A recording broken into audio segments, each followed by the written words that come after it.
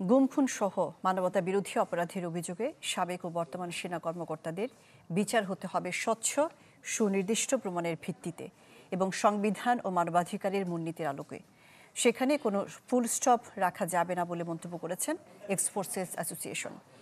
সকালে ঢাকা রিপোর্টার্স ইউনিটিতে এক সংবাদ সম্মেলনে তারা বলেন, বাংলাদেশের সংবিধান সেনা আইনের বৈধতা দিয়েছে এবং আন্তর্জাতিক অপরাধ ট্রাইব্যুনালও সংবিধান স্বীকৃত। তাই আন্তর্জাতিক অপরাধ ট্রাইব্যুনালের সাথে সেনাবাহিনীর সমন্বয় করে একটি দৃষ্টান্তমূলক বিচারের উদাহরণ সৃষ্টি করতে পারে বলে মনে করেন তারা।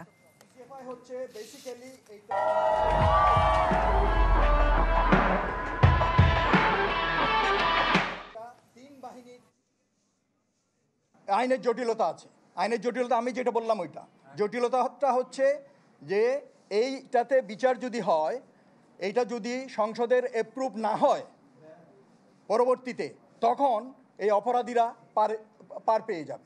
আইসিটি অ্যাক্ট যেটা 1973 সালে গঠিত হয়েছে, আজকে পর্যন্ত এই দুইবার সংশোধিত হয়েছে, গত বছরে আর এই বছর সংশোধিত হয়েছে।